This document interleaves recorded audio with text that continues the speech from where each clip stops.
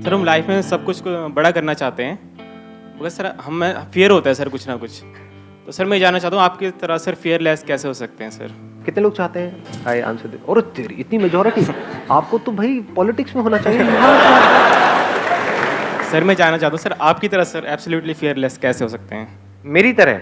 Yes sir. मेरी तरह तो एक ही है भैया इस दुनिया में।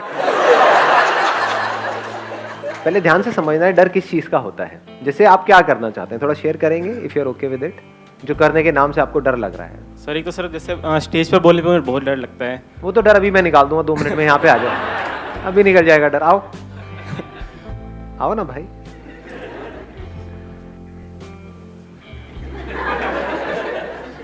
Thank you sir. अब बताओ क्या डर है इसके अंदर? इन खचरों से क्यों डर रहे हो?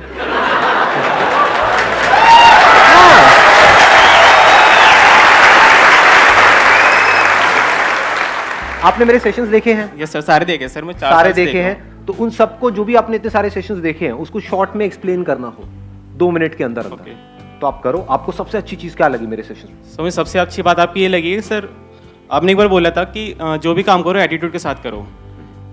आपने बोला था कि मेरा ये है, आप तुझे चाहिए तो ले, नहीं तो आगे जा, मुझे कोई फर्क नहीं पड़ता। हाँ सर ये चीज़ मुझे बहुत अच्छी लगी। इन सबको बोलो कि देखो मैं तुमको ये बात बता रहा हूँ, चाहिए तो लो, नहीं तो तेल लेने जाओ। इसकी डेप्थ को समझो। ये जो मैं वर्ड यूज करता हूँ ना, 7 वाले गए तेल लेने, इसको समझने की कोशिश करो। मतलब किस वे में बोल रहा हूँ कि इसका मतलब वो कुछ भी बोल रहे हैं, कुछ भी सोच रहे हैं, उससे हमें फर्क नहीं पड़ना चाहिए। हमें जो करना है वो हमें करना है। यानी हमने किसको छोड़ा? काम को नहीं छोड़ा, बोलने को नहीं छोड़ा, रिजल्ट को छोड़ दिया, कॉन्सिक्वेंसेस को छोड़ दिया। जो कॉन्सिक्वेंसेस की परवाह नहीं करता है उसके अंदर डर नहीं होता है। अब यहां पे थोड़ा सा समझदारी से आगे बढ़ना होता है। You're okay? कुछ और बोलना है? नहीं सर। कोई डांस वांस? नहीं सर। गाना वाना? नहीं सर। तो बंगला शंगड़ा? नहीं सर। हो गया? चलो okay, please have a seat.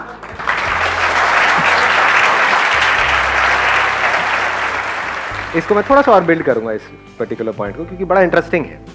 मैंने क्या कहा? कॉन्सिक्वेंसेस को छोड़ दो। तो किन कॉन्सिक्वेंसेस को हम छोड़ें? 2 तरह के, एक है फिजिकल, एक है साइकोलॉजिकल।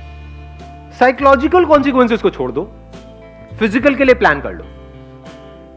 मतलब कि कोई काम आप करने वाले हो, आपको डर लग रहा है, पहले आपको देखना है किस वजह से डर लग रहा है। दैट फियर इज साइकोलॉजिकल और दैट इज फिजिकल। जैसे मैं एक पहाड़ के ऊपर खड़ा हुआ हूं, मुझे डर लग रहा है यहां से नीचे छलांग लगाने में, तो वो लगना भी चाहिए। That is not psychological, that is what? Physical. आ रही है ना बात पकड़ में? ये बड़ा सटल सा पॉइंट है, अगर आप इसको कैप्चर करोगे तो बड़ा मजा आएगा। फिजिकल फियर्स के लिए क्या करना है? प्लान करना है, वहां पर प्लानिंग काम आती है। साइकोलॉजिकल फियर्स में कोई प्लानिंग काम नहीं आती है, वहां पर सिर्फ समझ काम आती है। जैसे अभी जो इनका फियर था पब्लिक स्पीकिंग का, वो क्या है? वो फिजिकल फियर है या साइकोलॉजिकल है? साइकोलॉजिकल है, क्योंकि फिजिकली यहां पर आकर के कुछ भी करके चले जाएं, कोई कुछ नहीं करने वाला, सब देखेंगे 2-4 मिनट में सब भूल भाल जाएंगे। तो आप कोई काम करने वाले हो और आप कह रहे हो कि मेरे को वो काम करने से डर लग रहा है। क्यों डर लग रहा है? इसको फिगर आउट करना है। क्या इसलिए डर लग रहा है कि मैं वो काम करूंगा तो लोग क्या कहेंगे, मेरे घर वाले क्या कहेंगे, किसी को बुरा ना लग जाए? ये सब क्या है? साइकोलॉजिकल है। या डर इसलिए लग रहा है कि मैंने 5 साल तक काम करके कुछ पैसा जोड़ा है, मान लो 5 लाख रुपए जोड़ा है, और बड़ी मेहनत करके सुबह से रात तक, तो मुझे डर लग रहा है कि मैं ये काम करूं और वो पैसा चला ना जाए। ये क्या है? साइकोलॉजिकल है, फिजिकल है? फिजिकल है। ये डर होना भी चाहिए। जिनमें ये डर नहीं होता वो सड़क पे आ जाते हैं, बर्बाद होने में 2 मिनट लगते हैं। तो बस ये 2 ही तरह के फियर्स होते हैं, फिजिकल है, साइकोलॉजिकल है। फिजिकल में क्या काम आता है? Planning, learning, knowledge, understanding of that thing that you are doing. जैसे अगर पहाड़ से आपको छलांग लगानी ही लगानी है तो बंजी जंपिंग करो ना, उसमें कोई रिस्क नहीं है। पैराशूट लगा के करें सर? पैराशूट तो इतनी जल्दी नहीं खुलेगा, ट्राई मत करना भाई साहब, उसी पैराशूट में आपको ले करके जाएंगे।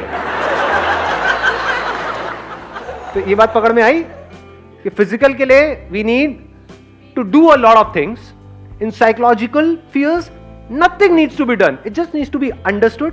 उसको समझ लेना है और समझ करके एक्ट करना है। और जब आप एक्ट करोगे आप देखोगे अरे इसमें तो डरने वाली कोई बात ही नहीं थी। बट सर फिर भी लगता है। उसके बाद नहीं लग सकता, कोई भी चीज जब तक आपने नहीं सीखी होती है तब तक डर लग रहा होता है, या जब सीख जाते हो उसके बाद भी डर लगता है?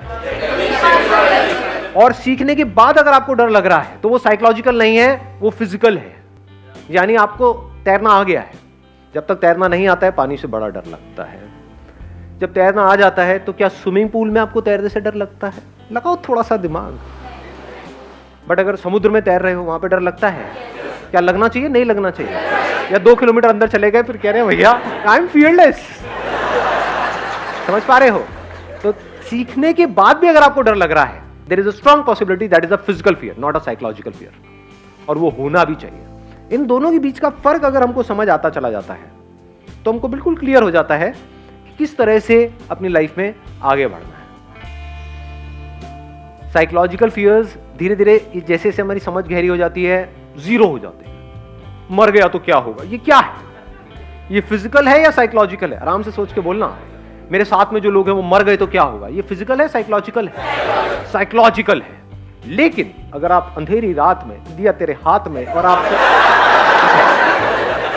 चले चले जा रहे हो किसी सुनसान सड़क पर और आपके सामने से कोई 2 बंदे आ रहे हैं गन लेकर के या नाइफ लेकर के, अब आपको डर लग रहा है, ये क्या है? फिजिकल है। ये होना भी चाहिए। ठीक है, बॉन्ड नहीं बनना है बेकार में जी, समझदारी से आगे बढ़ना है लाइफ में। अगर इस तरह से आप अलग अलग करके देखोगे तो ऐसा कोई डर नहीं है इस दुनिया में जिसको कॉन्कर ना किया जा सके।